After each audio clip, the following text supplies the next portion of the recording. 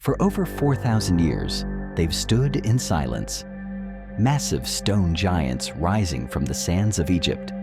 So ancient, so perfect, that even today we can't fully explain how they were built. The Great Pyramids of Giza, monuments to human ambition, or perhaps something else entirely. Because for decades, whispers have echoed through history. What if humans didn't build the pyramids alone? What if they had help from beings not of this earth? Let's start with the facts, or at least what we think are the facts. The Great Pyramid of Giza is over 4,500 years old. It was built for Pharaoh Khufu, supposedly over a span of 20 years. But here's where things get strange. The structure consists of more than 2 million limestone blocks, each weighing between 2 and 80 tons. Do the math, and that means one block would have to be placed every 2 minutes, 24 hours a day, for 2 decades straight.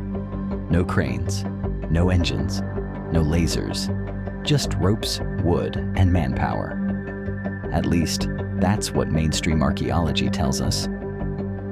But some researchers, and countless conspiracy theorists, believe that explanation doesn't quite add up, because the precision of the pyramids defies logic. The sides of the Great Pyramid are almost perfectly aligned with the cardinal directions, north, south, east, and west, within a fraction of a single degree. Even the slightest error would have compounded massively across its 13-acre base. And then there's the placement. The pyramids at Giza line up exactly with the 3 stars of Orion's belt, a celestial pattern mirrored on Earth with uncanny accuracy. Coincidence? Or evidence that the builders had a knowledge of the stars far beyond what ancient humans were supposed to know? Now imagine this. You're an ancient Egyptian laborer, hauling limestone blocks up wooden ramps in the scorching desert sun. Your tools? Copper chisels, stone hammers, ropes made of plant fibers. And yet, somehow, you and your fellow workers build a monument so precise, even with today's technology, we'd struggle to replicate it. So, how did they do it? That's where the ancient astronaut theory comes in. Popularized in the 1960s by Erich von Däniken's book, Chariots of the Gods, the theory suggests that thousands of years ago, extraterrestrial visitors came to Earth, not to conquer, but to teach. They supposedly shared knowledge of astronomy, architecture, and engineering with early civilizations. The Egyptians, according to this theory, may have seen these visitors as gods, winged beings descending from the heavens, wielding impossible power. And when it came time to honor their celestial teachers, they built monuments pointing toward the stars. But could it be true? Some point to ancient texts for clues. The pyramid texts, carved deep within burial chambers, describe the pharaoh's soul ascending to the stars to dwell with the gods in Orion, the same constellation the pyramids are aligned with. And ancient carvings depict strange figures, tall beings with elongated skulls, large eyes, and objects that resemble aircraft or spacecraft. Coincidence or historical record? Of course, mainstream archaeologists and Egyptologists dismiss the alien hypothesis completely. They argue that we underestimate ancient humans, that given enough time, organization, and motivation, our ancestors could achieve far more than we give them credit for. We've discovered workers' villages, tools, and evidence of massive stone quarries. There are even ancient records describing labor forces of thousands, fed and housed by the state, working in teams with remarkable efficiency. And while we may never find blueprints etched by aliens, we do find the fingerprints of human ingenuity everywhere we look. Still, the mystery lingers. Why do the same pyramid-like structures appear across cultures and continents that supposedly never met?